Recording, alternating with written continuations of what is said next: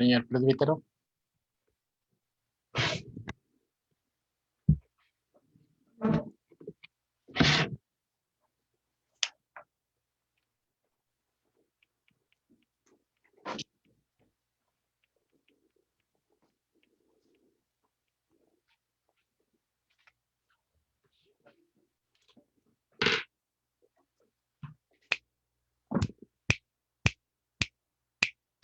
Bueno,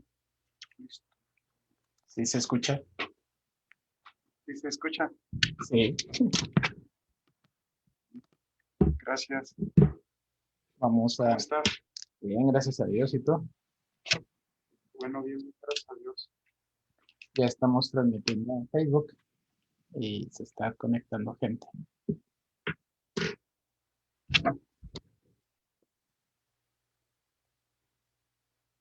Ahorita te presento y luego ya te di acceso para que compartas y demás. Entonces, Muy para bien. que no batalles. Gracias.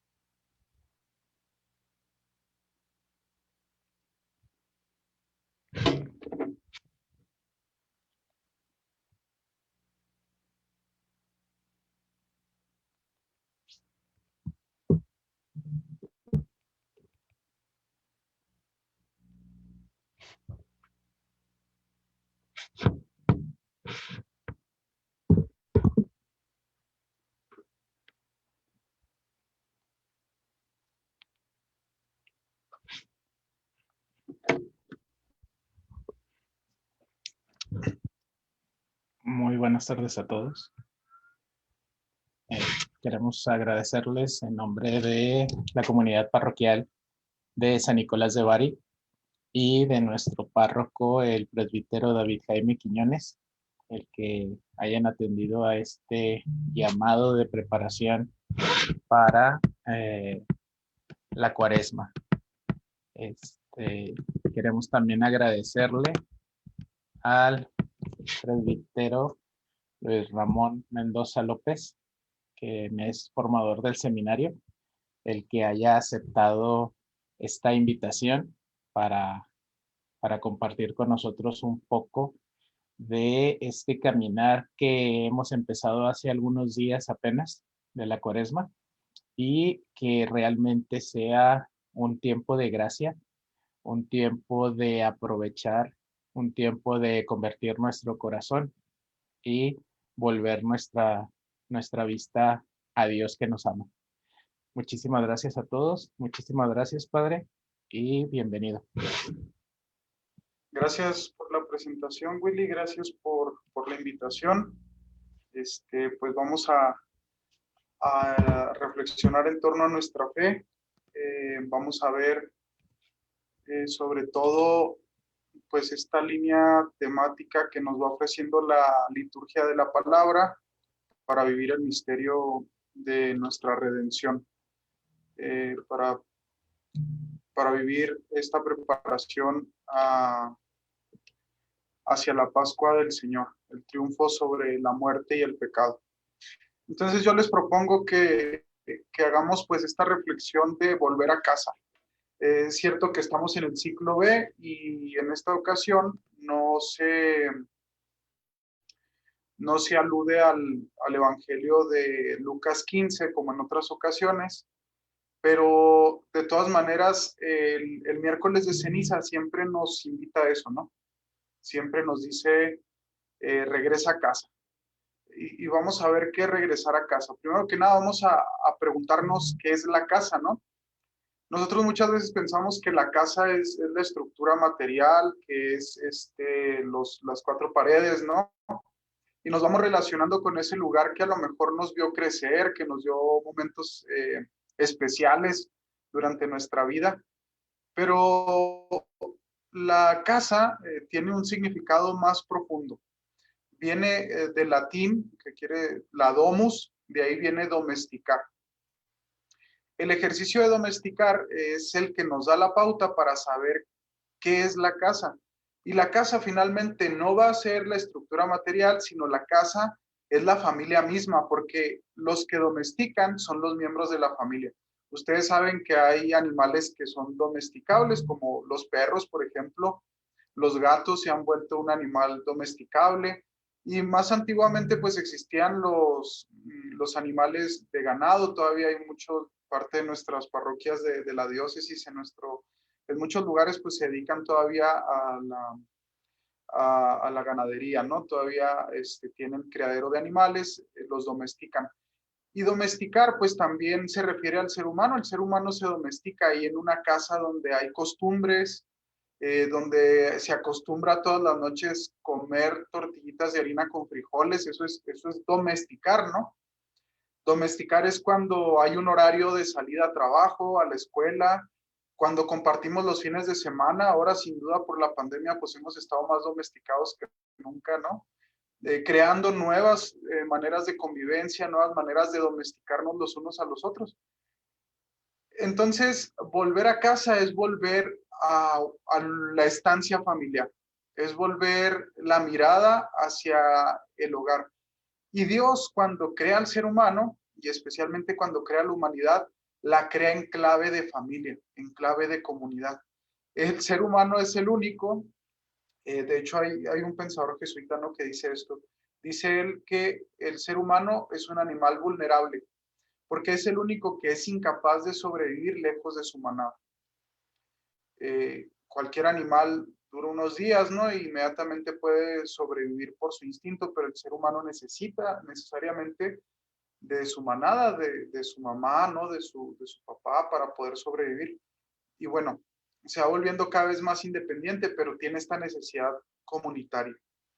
Y bueno, pues entonces el ser humano siempre está volviendo a casa. Ustedes pónganse a ver, siempre cargamos con esta añoranza, ¿no? De regresar a la casa de papá, de mamá, de pasar ahí esos momentos donde vivimos con nuestra familia nuclear, con nuestros amigos, con todas las personas que de alguna forma van compartiendo con nosotros, ¿no? Entonces, esta propuesta de volver a casa va más allá de regresar a un lugar material. ¿Y cómo regresamos a casa? Pues la misma liturgia de la palabra, como ya les decía, nos va preparando para regresar a casa. La primera postura va a ser aprender a perder para aprender a obtener.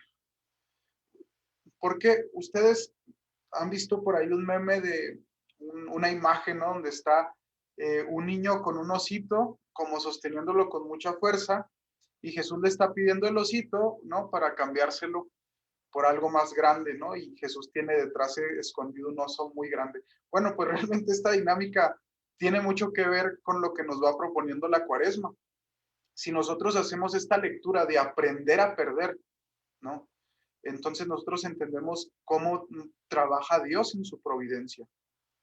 Dios a veces también provee que nosotros nos desprendamos de ciertas cosas.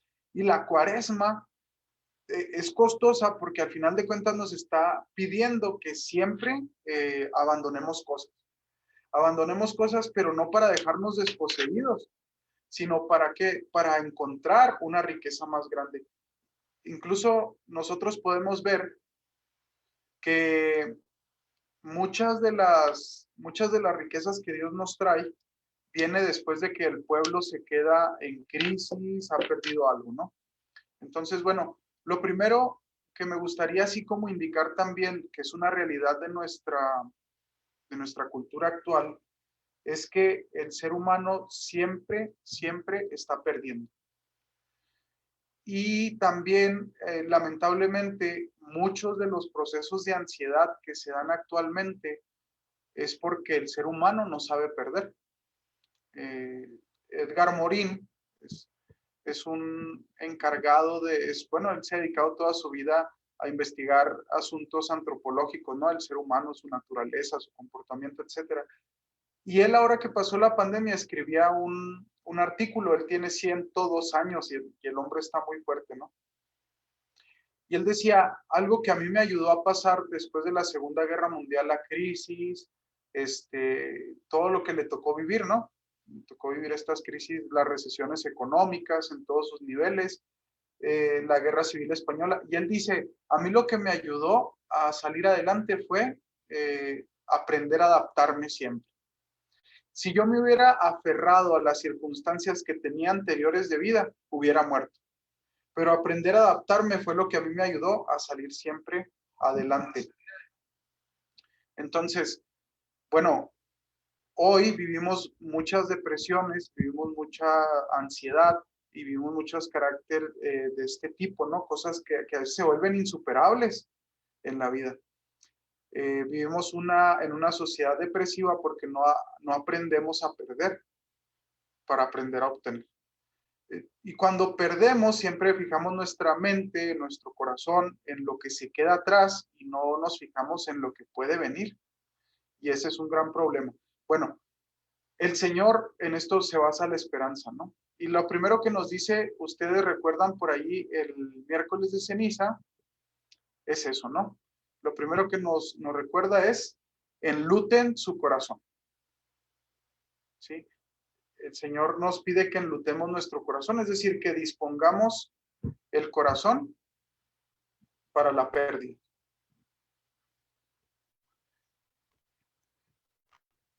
Cuando nosotros disponemos el corazón para la pérdida, entonces somos capaces de abrir nuestro corazón. Y cuando abrimos nuestro corazón, el Señor es capaz de entrar en el corazón. Suena un poquito raro, pero ustedes pónganse a ver que todo el proceso de Jesús, a partir de estos 40 días que duran en el desierto, durante su ministerio, anónimo, bueno, digo anónimo porque no me acuerdo quién es el autor, pero dice, tus brazos son solamente 2 ramas del árbol que soñaste. ¿Qué quiere decir? Jesús siempre estuvo orientando su vida hacia la cruz, hacia la muerte. Jesús siempre vivió vaciándose de sí para entregarse y al final de cuentas entregar su vida y abrir su corazón para la resurrección. Entonces, fíjense, el Señor nos dice en la primera lectura del miércoles de ceniza, enluten su corazón. Y ese mismo corazón que se enluta, cuando nosotros hemos perdido, somos capaces de voltear a nuestro interior, de voltear y preguntarnos cómo está nuestra vida, incluso cuando perdemos un ser querido, cuando perdemos a una persona cercana a la familia, lo primero que nos preguntamos es, ¿cómo estoy viviendo mi vida? Es lo primero que nos pasa. ¿Cuánto tiempo me quedará a mí? Y si realmente estoy viviendo mi vida con pasión, estoy viviendo mi vida con entrega, cuánto tiempo me queda para aprovechar las experiencias que en mi vida puedan venir, ¿no? ¿Cuánto he amado? Esa tendrá que ser la pregunta. Por eso el Señor dirá, vuelvan a Dios. Ustedes se acuerdan, dicen, si van a ayunar, no lo digan, ¿no? Si no se van a bañar, no anuncien que andan apestosos, pónganse perfume. Si van a orar, métanse en su cuarto y ahí su Padre que ve lo secreto, que ve su interior, los escuchará. Del interior parten miles de cosas que nos ayudan a reorganizar nuestra vida. Y fíjense cómo esta parte de enlutar el corazón, de vestirnos de alguna forma de muerte, nos lleva a cubrir y a centrarnos en lo importante. ¿Sí? Cuando ustedes tienen que hacer un ejercicio de supervivencia, ustedes les dicen ahorita, no, pues va a venir, no sé, algo, ¿no? Una catástrofe, incluso cuando nos encerramos por la pandemia, ustedes pónganse a ver que empezamos a gastar en lo necesario, ¿no? Empezamos a reunir cosas necesarias. Bueno, esto nos ayuda a voltear a ver lo necesario. El miércoles de Cuaresma abre nuestra vida para que nosotros volteemos a ver qué es lo realmente necesario. Y luego nosotros nos damos cuenta que en esta misma lectura de pérdida, de abrir el corazón para aprender a recibir algo más, viene esta dinámica en el primer domingo. Soltar para sanar. Ustedes han visto a los perros de peleas, por ahí, o los perros, ¿no? Cuando muerden, hay veces que se les traba la quijada y no pueden soltar a su oponente o a su víctima, ¿no? Se les traba la quijada tanto que no se pueden soltar. Pero el perro llega un momento donde no se puede soltar y se está haciendo daño a él mismo. ¿No? Podría parecer que le está haciendo daño solamente a su víctima, pero incluso puede llegar a dislocarse la quijada, ¿no? El animal, por la fuerza que concentra en su quijada. Bueno, muchas veces nosotros vemos que nos aferramos a cosas del pasado que nos han lastimado, que nos han hecho daño, que anhelamos y que de alguna forma no pudimos tener, ¿no? Y vivimos tanto en el pasado que incluso nos empezamos a lastimar mucho a nosotros. Incluso ustedes pónganse a ver las personas que mordemos los dientes, perdón, que apretamos los dientes, mordemos los dientes, que apretamos los dientes durante la noche. Finalmente somos esas personas que nos aferramos a algo, ¿no? Las personas que sufrimos de ansiedad a veces amanecemos contracturados de un músculo, y dice, canijo, ya, como que ya estoy tan grande que me estoy lastimando nada más por dormir, ¿no? Ya estoy tan viejo que me lastimo por dormir, pero en realidad es porque a veces vivimos aferrados a algo, una realidad que nos está lastimando. No somos capaces de perder. Por eso el Señor habla de una alianza en la primera lectura del Génesis cuando hace alusión a al diluvio, ¿no? Ustedes se acuerdan que pues está Moisés, le pide que haga esta barca, suba los animales, porque habrá una nueva creación, ¿no? Una renovación de la creación. Y finalmente el Señor en esta alianza establece una alianza de paz y de perdón. El Señor deja de un lado el pasado, ¿no? Deja de un lado el pasado y deja, dicen los biblistas, deja su arco. El arco, ¿qué es? Es un instrumento bélico, ¿no? De guerra, lo utilizan los soldados para atacar. Y cuando lo utilizan para atacar, pues bueno, de alguna forma a veces es para cobrar venganza, para hacer la guerra. Bueno, Dios deja su arco, es decir, no volveré a castigar a la humanidad. Esta no es la purificación, el Señor olvida el pasado y le concede la paz y el perdón. La pregunta viene aquí cuando el Señor nos dice, ¿no debías hacer tú también lo mismo? ¿No? ¿No debías hacer tú también lo mismo? Nos dice el Señor, ¿no?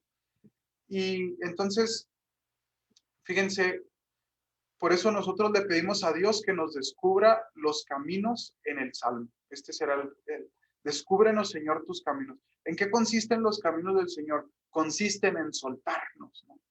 Consisten en soltarnos y en dejar pasar. Consisten en soltar las ataduras del pecado que se sueltan en el agua del bautismo. Por eso dirá la segunda lectura que nosotros hemos sido liberados en el bautismo, ¿no? Así como Noé, así como Noé estuvo flotando en las aguas, dice que es signo del bautismo, así nosotros flotamos, ¿no? Flotamos en el agua del bautismo por el perdón que Cristo nos ha traído. El bautismo nos hace flotar para mantenernos por encima de nuestros pecados, para mantenernos flotando en la salvación. Y nosotros vemos que existen, bueno, pues 3 tentaciones famosas, ¿no? Que el Señor, pues vive en el desierto. ¿En qué consisten estas 3 tentaciones? Bueno, sin hacer una reflexión de las tentaciones, sobre todo me gustaría distinguir que el Señor es tentado. Es decir, el demonio le ofrece otras realidades o un plan alterno al de Dios. Quiere distorsionar, quiere corromper el misterio de Dios. Bueno, en realidad el demonio, dice Monseñor Sipols, dice, el demonio tiene un plan también para ti. Qué interesante, ¿no? Y qué fuerte. Dice, bueno, Dios tiene un plan para ti que te ofrece, pero el demonio también ofrece un plan para ti. Y hay que tener cuidado con eso, ¿no? Porque el proyecto de Dios está constantemente llamándonos, ¿no? Tú puedes, no tengas miedo. Esta es la voz de Dios. La voz del demonio es, no puedes, mira, acá hay un proyecto más fácil, no pasa nada, no más tantito, ¿no? Y esta es la tentación. Entonces, por eso Jesús, es importante que nosotros veamos que es tentado y esto nos arroja, ¿no? Sin detenernos a explicar tanto como las tentaciones, como tradicionalmente lo hacemos en este primer domingo, sobre todo me gustaría que centráramos nuestra reflexión en esto, en decir, el Señor, el Señor nos muestra que el demonio tiene un plan para corrompernos, ¿no? Pero Dios siempre tendrá un plan para santificarnos, para mantenernos a flote en la salvación del bautismo. Luego nosotros vemos que los animales y los ángeles los servían. Perdón, aquí les ponía 3 niveles porque es importante esto, como que me quise detener porque luego nos angustiamos nosotros porque tenemos atracción por cosas que pueden ser malas. Y la sola atracción no es pecado. La sola atracción no es pecado. Por ejemplo, nos puede atraer comernos 5 tortas de lomo ahorita en la noche, o de bistec, o de lo que ustedes quieran, o 3 o 5 hamburguesas, ¿no? Y decir, esto que le estoy, a todos se nos hace agua de la boca, ¿no? Con pensar 5 hamburguesas de tus favoritas, pero no es pecado que sientas la atracción por este pecado, ¿no? Por cualquier pecado, por robar, es la concupiscencia, no es pecado. Luego viene la tentación, ándale, cómete una, cómete 2, cómete 3, pide las 5, ¿no? Agarra nomás 5 pesos, hombre, que al cabo, ¿qué tanto son 5 pesos para tu mamá, no? O, sí, la tentación. Y todavía no es pecado. Cuando es pecado es cuando yo acepto la atracción, cuando acepto la tentación y hago el acto, y ahí es pecado. Hay que saber distinguir concupiscencia, tentación y pecado, porque luego nos confesamos, ¿no? Porque decimos, no, pues es que yo siento atracción por tal pecado, Padre. Bueno, es la concupiscencia, ¿no? La atracción que tenemos por el pecado original. Bueno, por eso me menciona estos 3 niveles, ayuda mucho moralmente, por eso me quise detener, ¿no? Y si se fijan, Jesús no tuvo la atracción por el pecado, tuvo la tentación, porque la tentación es externa, siempre es del demonio. Y finalmente el Señor pues no cometió pecado, no lo dice la misma palabra de Dios. En todo se asemejó a nosotros, en la tentación incluso, pero no en el pecado, no en la herida del pecado original. Bueno, luego lo servían los animales y los ángeles. Fíjense, me gustaría centrar porque el Señor nos invita a que olvidemos nuestra condición de instinto, ¿no? A que no vivamos en el instinto, en lo inmediato.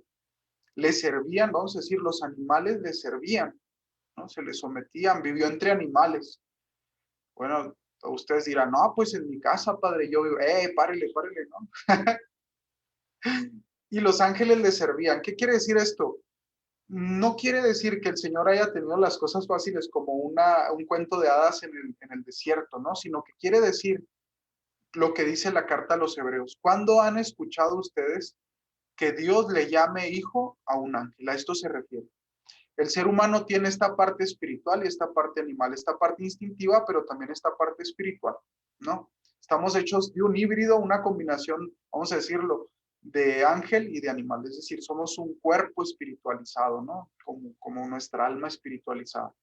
Entonces, por eso es importante saber esto, porque aquí quiere señalar el Evangelio que somos hijos, que somos hijos. ¿Y cómo somos hijos? Bueno, el segundo domingo nos va a indicar más o menos cómo es que nosotros llegamos a ser hijos. Somos hijos cuando el padre decide perder al hijo para ganarnos a nosotros. Por eso es importante que cómo esta conexión entre el domingo pasado y este domingo, ¿no? Porque Dios hace un intercambio con las manos abiertas. Es decir, pónganse ustedes a ver, ¿no? Isaac es la prefigura de Cristo, así se le llama, ¿no? Hay profecías de Cristo con los profetas y hay prefiguras. Y una prefigura de Cristo es Isaac. ¿Qué hace Abraham? Esto lo dice también el mismo San Agustín, si no me equivoco, en sus sermones. ¿Qué dice? Bueno, a Isaac le carga leña, ¿no? Para ofrecer el sacrificio. Y camina 3 días con él. Bueno, el Padre le carga a Jesús leña en los hombros, es decir, la cruz, y dura 3 días, ¿no? Dura 3 días en la muerte y al tercer día resucita. Pero la diferencia es que el hijo de Abraham no muere. El hijo de Dios sí muere. Ustedes se acuerdan en las culturas caldeas, en los egipcios, en todas las culturas existió los sacrificios humanos, ¿no? De los primogénitos, de diferentes, de personas, ¿no? Incluso en el Antiguo Testamento encontramos ahí que hay el sacrificio de una mujer virgen. ¿Se acuerdan que va a llorar su virginidad durante unos meses? Bueno, en estas culturas de Medio Oriente, de Oriente, era normal, ¿no? Como ofrecer hijos en sacrificio a los dioses, pero Dios dice, de hoy en adelante sus hijos no tienen que morir. De hoy en adelante mi hijo muere para que ninguno de ustedes tenga que morir. ¿Qué hijo es este? Es el campo, el hijo es el campo de donde brota la salvación. Es el campo del tesoro. Ustedes pónganse a ver que Jesús es el tesoro, ¿no? Del que nos habla el Evangelio. El que encontró el tesoro, lo escondió, fue y vendió todo cuanto tenía y volvió para comprar este campo. El que encontró la perla preciosa, fue y vendió todas sus perlas y compró la perla preciosa. Pero ¿por qué les pongo este en medio, no? Como este para apoyarnos en esta reflexión. Porque en realidad el que compra algo pierde algo. Nosotros para comprar, hasta dicen los muchachos, no, voy a comprarle llantas a mi carro bien fregonas, padre. Voy a comprar un outfit bien perrón para la boda de mi primo. Sí, pero piérdele el amor a 2,000 pesos, ¿no? Piérdele el amor a 5,000 pesos, no sé. Ellos lo dicen, ¿no? Es decir, tienes que perder para ganar. Entonces tenemos que perder para ganar. Entonces, Cristo nos ha obtenido la salvación y el Padre para obtenernos la salvación ha dado al Hijo. Dios da en la medida en que nosotros soltamos. Así como Él nos obtiene en la medida en que Él entrega a su Hijo, también nos da en la medida en que nosotros entregamos. Él entrega todo por nosotros para ganarnos. Todo, todo lo entrega, ¿no? Todo su ser se entrega completamente. De tal manera que nosotros pues, podemos ver esta dinámica, ¿no? Bueno, pues en el Evangelio vamos a ver que los apóstoles no entienden esta dinámica, están aferrados y quieren construir 3 chozas. Porque nosotros estamos acostumbrados a formarnos seguridades. Pónganse ustedes a ver, cuando el ser humano muere, a veces muere con el miedo porque ha construido muchas seguridades y no ha ejercitado la esperanza de la vida eterna, ¿no? Este evangelio nos muestra que al ser humano se le olvida que es un ser siempre en camino, un homo viator, ¿no? Un hombre siempre avanzando, siempre de salida, que un ser humano que está siempre perdiendo. Perdemos la infancia, ganamos la adolescencia, perdemos la adolescencia, ganamos la juventud, perdemos la juventud, ganamos la vida adulta, perdemos la vida adulta joven para llegar a la vida adulta, ¿no? Madura, entre comillas a veces. Y perdemos la vida adulta madura para ganar la ancianidad y perdemos la ancianidad para morir y morimos para ganar la vida eterna. Este es el ciclo de la vida, ¿no? La etapa de la vida que menos dura en el ser humano es la muerte. Es la muerte. Entonces, bueno, pues aquí el Señor dice, hagamos 3 cosas y el Señor dice, cállense, ¿no? Nosotros, nuestro objetivo ahorita no es acomodarnos, ¿no? Nuestro objetivo es caminar hacia la cruz. Luego viene el tercer domingo, ¿no? Que nos va a indicar, pues, este camino. En el tercer domingo perdimos la tierra y ganamos el cielo. Ustedes se acuerdan que, bueno, en el Éxodo, que nos va a explicar esta lectura del Éxodo, dice el Señor, yo los sacaré, ¿no? Los libera, hace alusión. Los saqué de la tierra que los oprimía. Eran esclavos. Pero ustedes se acuerdan que los mismos hebreos, los israelitas, tenían amor ya por Egipto. Se habían acostumbrado a comer carnita asada todos los domingos con cebolla, ¿no? Incluso lo dicen cuando les falta la comida y el agua. Nos hubiera regresado para allá, ya teníamos carne segura y teníamos cebolla, ¿no? Extrañan la esclavitud. Entonces, pero el Señor, ustedes acuérdense, ¿no? Ahorita les decía, la casa no es un lugar. La casa es la familia.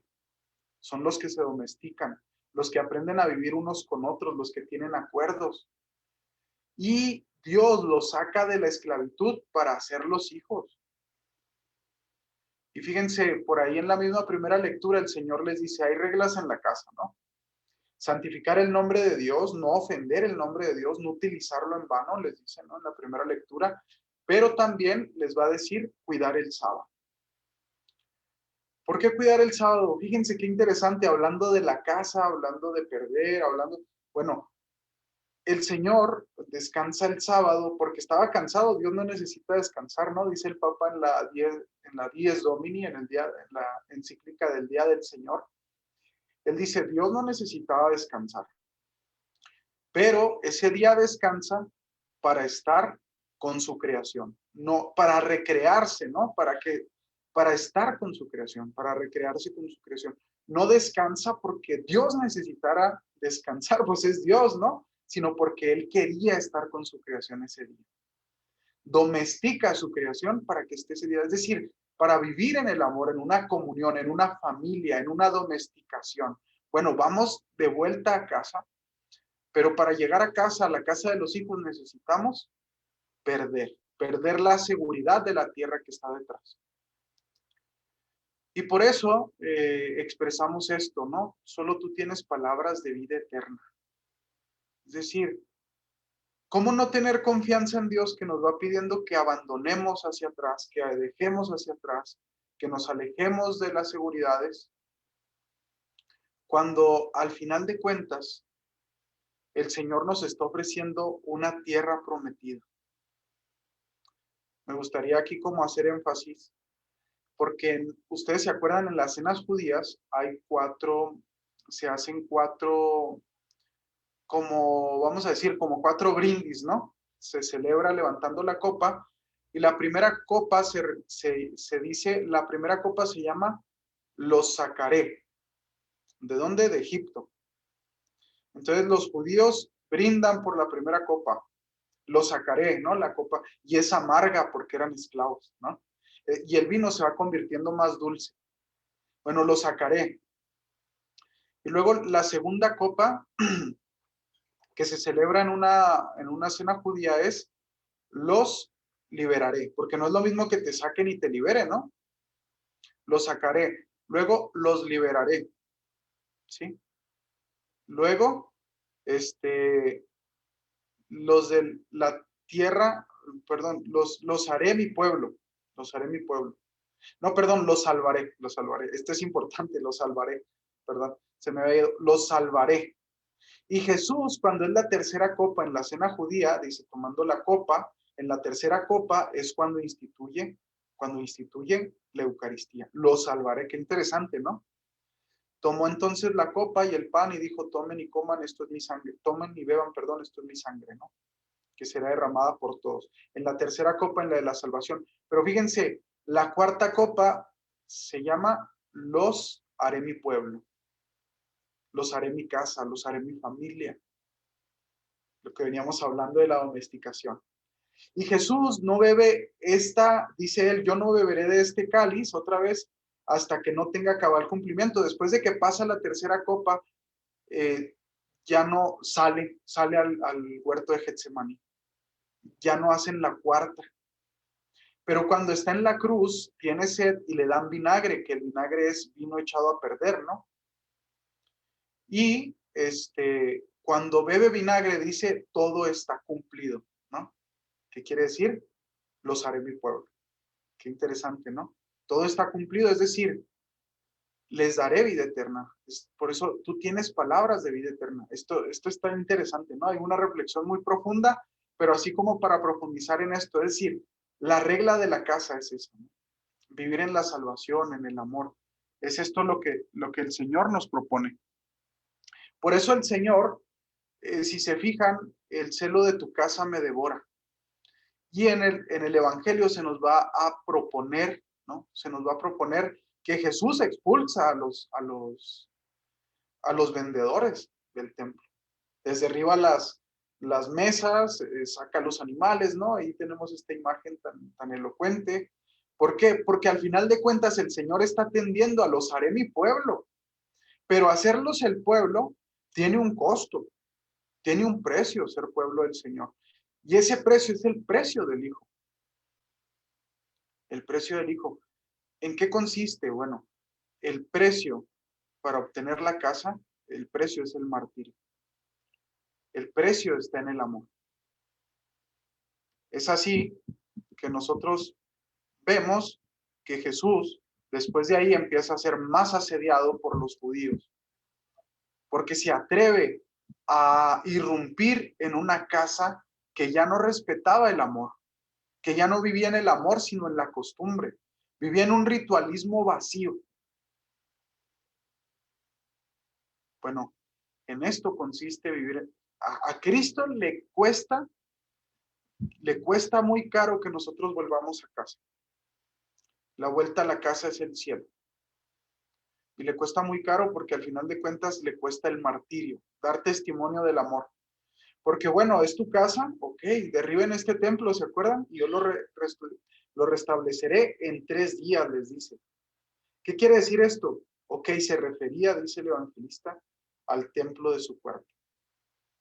Es decir, cuando el Señor resucite después de esta cuaresma, nos dará familia, nos dará una casa. Luego, el cuarto domingo, por eso ponía esto, ¿no? Es decir, perdemos la tierra, pero ganamos el cielo, ¿no? El Señor tal vez nos haga perder. Estamos en un tiempo de prueba, nuestro tiempo de prueba es el tiempo de nuestra vida. Y al final de nuestra vida Dios nos va a decir, oye, ¿amaste? ¿Cuánto amaste, no? La casa de Dios humea. ¿Por qué les pongo esto, no? Porque el Señor en este domingo va a proponer y les va a decir, ¿se acuerdan cuando les pasó lo de los persas? Cuando les pasó lo de los caldeos, que los hackearon y les hicieron de todo. No es que ellos los castigaran, es que era consecuencia de sus pecados.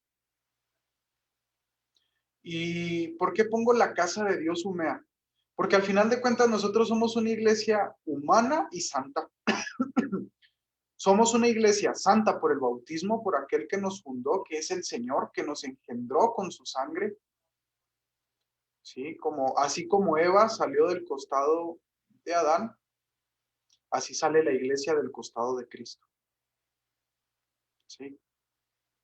Entonces, bueno, pues resulta entonces que pues el Señor nos habla de esto, ¿no? Dice, sí, la casa se quema de repente. ¿Por cuándo se quema nuestra casa, no? Hay que preguntarnos esto. ¿Cuándo se quema nuestra casa? Nuestra casa se quema cuando negamos que hay fuego. Ahorita todos quisiéramos una chimenea, ¿no? Quisiéramos una chimenea. Cuando nosotros negamos nuestra condición pecadora, cuando nos resistimos y queremos aparentar que estamos bien, no nos confesamos, no buscamos ayuda para sanar y la casa se nos quema. Muchos de los pecados que nos llevan a cometer errores más graves en nuestra vida es porque no buscamos ayuda. ¿Sí? ¿Y por qué les digo esto? Porque hay un dicho que dice, este es un dicho que se utiliza mucho en Sudamérica, dice, la casa que no humea se está quemando por dentro. Es decir, la casa que aparenta que está bien por dentro se está quemando. Se está quemando. Y el Señor les recuerda en la primera lectura de este domingo, ¿saben qué? Se está quemando la casa. Se está quemando la casa. Y hay que ponernos otra vez a lo esencial. Fíjense cómo el Señor nos vuelve a decir, van a perder la casa, ya la perdieron y la van a volver a perder si ustedes no se centran en lo importante. Por eso diremos en el Salmo, tu recuerdo, Señor, es mi alegría. ¿Por qué? Porque el Señor les dice, recuerden lo importante, recuerden lo esencial. Y como dirá el Principito, ¿cómo dice el Principito? Lo esencial es invisible a los ojos. Lo esencial está en el corazón. Bueno, la salvación va a ser un don y dispone el bien que quiere que hagamos, ¿no? Dirá la segunda lectura. La salvación es un don. Nosotros muchas veces pensamos que debemos hacer cosas para estar bien, ¿no? Debemos hacer cosas para estar bien, pero, o para ganar el cielo, ¿no? A veces decir, yo yo me porto bien para ganarme el cielo. Ya nos ganamos el cielo porque ayudamos a estar. No, no. Usted no hace cosas buenas para ganarse el cielo. El cielo es un regalo que Dios le dio. En realidad, nosotros hacemos cosas buenas. ¿Por qué? Para cuidar el cielo que Cristo nos dio, que nos dio por el bautismo. Y Dios dispone el bien que quiere que hagamos, ¿no?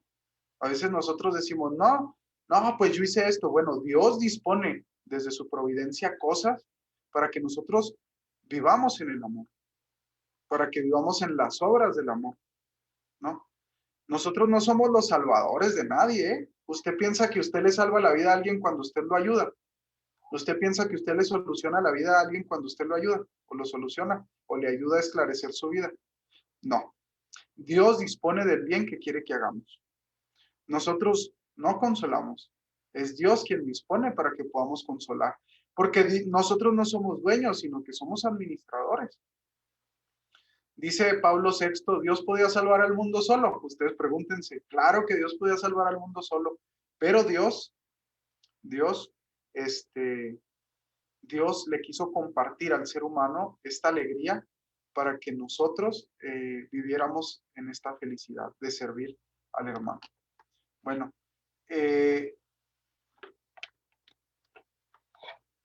luego en el Evangelio vamos a ver que el Señor se encuentra con Nicodemo y va a hablar de esta voluntad, ¿no? Va a hablar de esta luz que nace, que viene al mundo y que no era parte del mundo y que la rechazaron. Va a hablar con Nicodemo de nacer de lo alto. Y nosotros tenemos que entender aquí algo muy bueno. Dios nos inspira siempre las cosas buenas que nosotros debemos hacer, ¿sí? Dios inspira el bien que debemos hacer.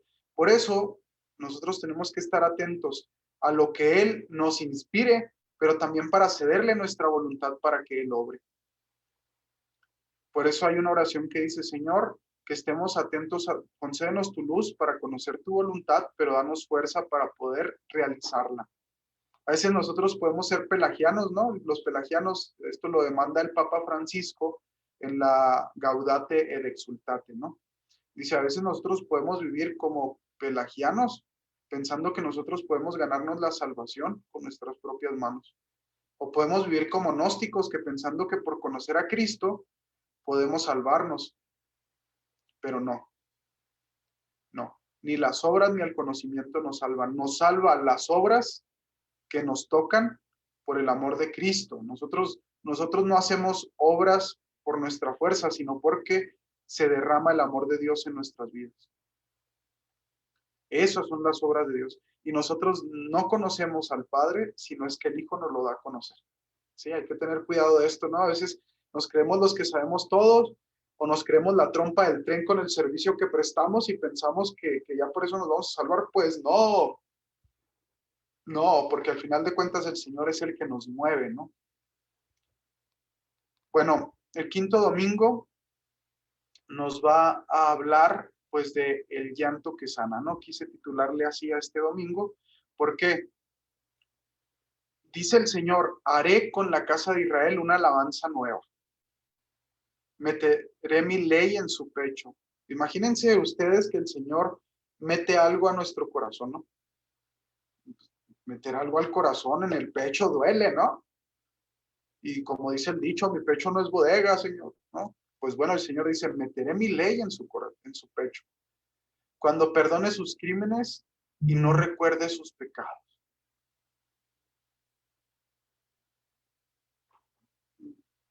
Y no recuerde sus pecados. ¿Qué quiere decir esto? Bueno, resulta entonces que el Señor no infunde, vamos a decir, Él no llega imponiéndose de forma violenta, ¿no? El Señor no llega sometiendo. El Señor finalmente es aquel que va llevándonos con su amor, impone respeto con su amor.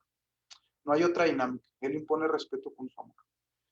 De tal manera que nosotros debemos entender que Dios no violenta nuestro corazón, sino que se parece más esta primera lectura de este quinto domingo a lo que dice Isaías, ¿no? ¿Qué dice Isaías? Me sedujiste, Señor, y me dejé seducir. Fuiste más fuerte que yo. Se parece a lo del profeta Oseas, ¿no?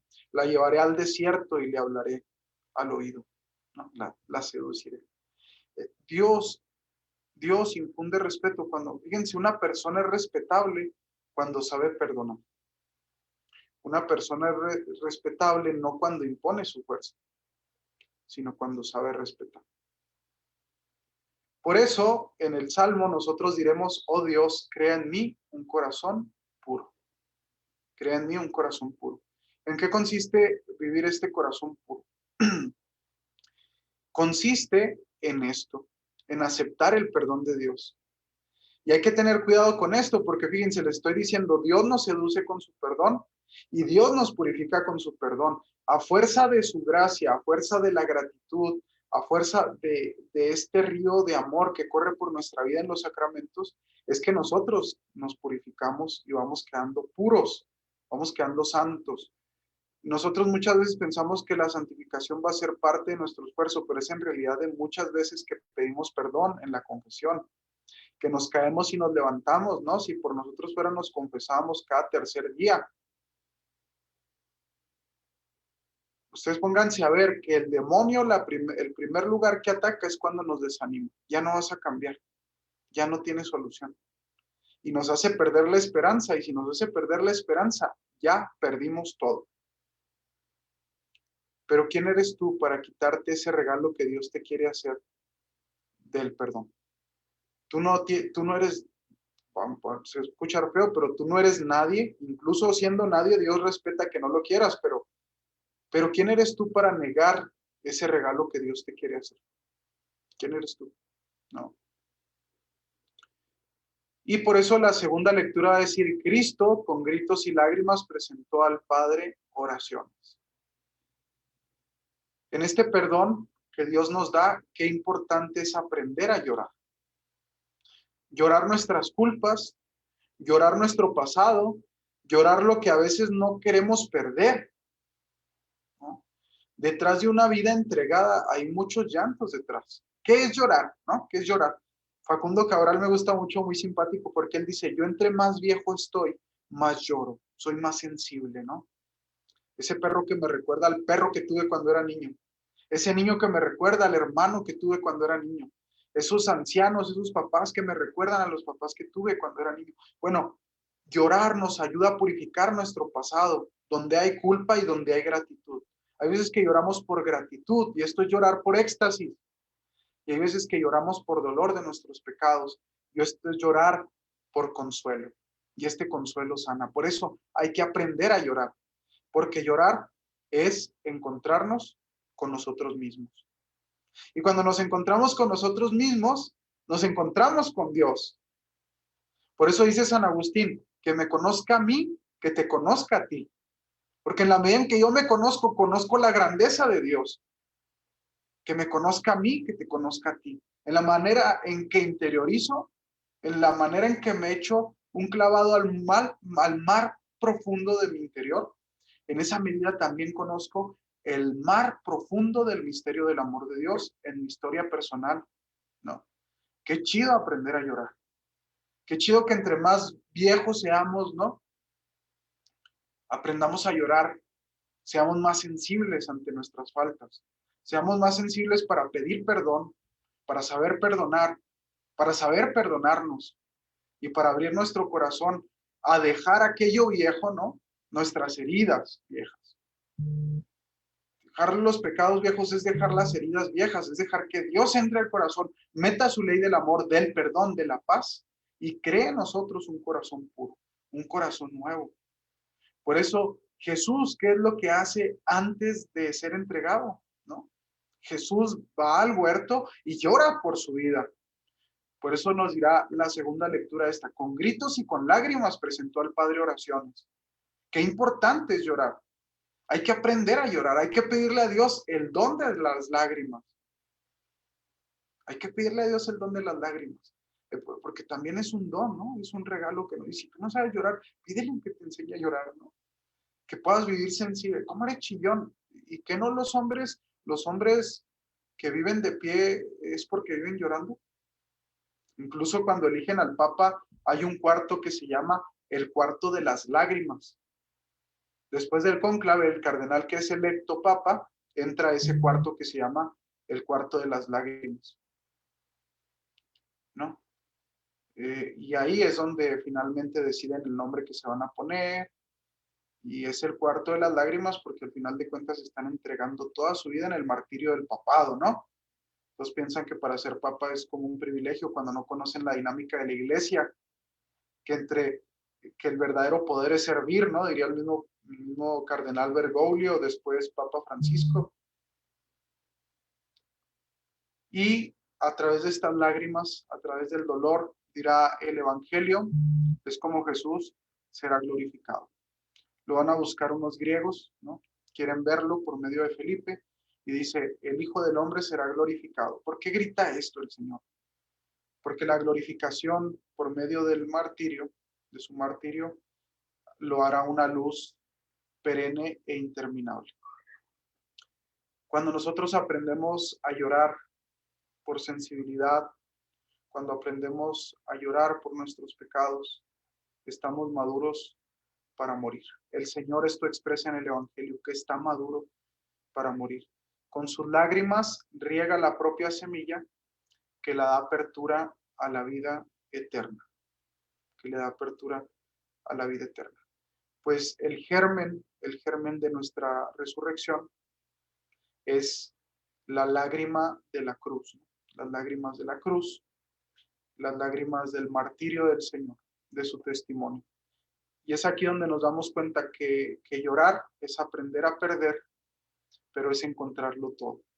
Es encontrar a Cristo que nos ha dado todo en su pasión, muerte y resurrección, que están representados en el bautismo, que están representados en la Eucaristía y en cada uno de los sacramentos, porque cada sacramento es eso, es celebrar la pasión, muerte y resurrección. ¿Por quién? Por ti. Por eso la Pascua, una vez que pasamos la Cuaresma, es un tiempo inminentemente sacramental, donde se bautizan, donde se confirman, donde los neocatecúmenos reciben su iniciación cristiana, donde la Eucaristía tiene un lugar central el Jueves Santo, ¿no? Y hacia ello caminamos. Hacia esta preparación en el misterio más grande de nuestra fe, donde Cristo se ha entregado por nosotros. Bueno, pues espero que les haya servido. Por aquí me llegó un comentario que sí que es el pelagianismo. El pelagianismo se basa en un sacerdote católico que, bueno, pues fue apóstata y hereje alrededor del siglo IV. Pelagio decía que tú te podías salvar nada más con la virtud, es decir, si tú hacías obras buenas. Y San Agustín se dedicó mucho a refutarlos, ¿no? A decir, no, se necesita de la gracia de Cristo para poder salvarse. Entonces, pues claro, ¿no? Claro que la necesitamos. Entonces, bueno, pues que Dios me los bendiga. No sé si hay oportunidad o si tengan alguna pregunta. Espero que les ayude. Nosotros, pues yo he preparado finalmente este material para que ustedes puedan reflexionar y tener un esquema de las lecturas, pero sobre todo puedan ir profundizando en el misterio al que nos encaminamos. Hay que aprender a perder para aprender a obtener. Y esto es lo que el Señor nos invita desde el miércoles de ceniza. Vístanse de luto para que al final de cuentas el Señor en la resurrección nos vista de la gloria que nos ha sido dado en Cristo, de la gloria de los hijos de Dios.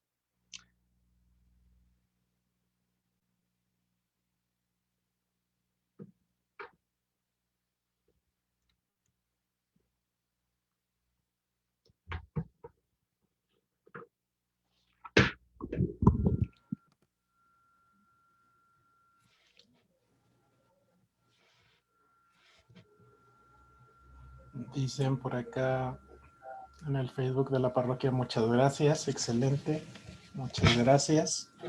Gracias por este retiro. Saludos al doctor Padre. Y pues muchas gracias. Damos gracias a Dios por este momento que nos permitió compartir. Gracias, Padre, de la Nueva Humanidad Maranatá, de uno de los grupos de jóvenes de la parroquia.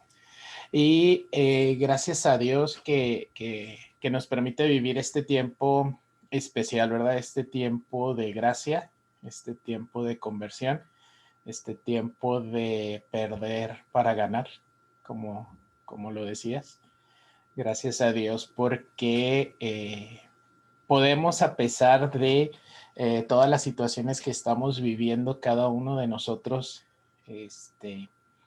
podemos estar nutriéndonos, podemos estar presentes de alguna manera entre nosotros para poder seguir caminando en esta vida, en este servicio, en nuestra parroquia, en nuestros diferentes apostolados. Dice por acá que saludos y bendiciones desde Arlington, Texas. Entonces, Saludos, Dios nos bendiga.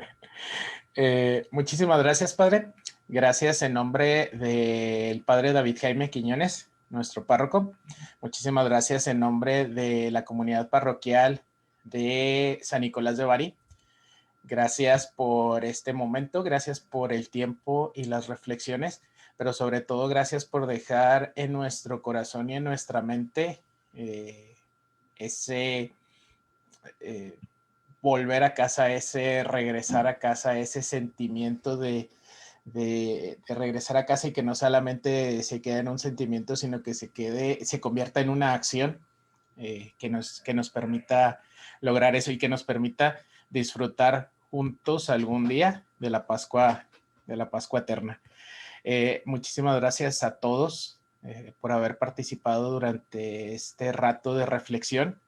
Yo quisiera pedirles a cada uno de ustedes, de manera muy especial, que tengamos una manera de regresar y de devolver el tiempo que el Padre Luis Ramón nos concedió, orando por él, orando por su ministerio, por sus necesidades, orando por el pueblo que te tiene encomendado en el seminario, ¿verdad?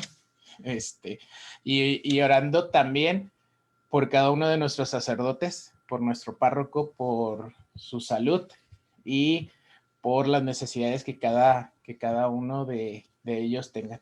Muchísimas gracias, Padre. Gracias a ustedes por invitarme, Dios me los bendiga. Dios te bendiga a ti también. Y pues seguimos en oración y seguimos caminando juntos hacia el verdadero sentido de la Cuaresma, que va a ser el encontrarnos cara a cara con Dios algún día. Muchísimas gracias, Padre. Muchísimas gracias a todos. Y pues, gracias, buenas noches, que estén muy bien.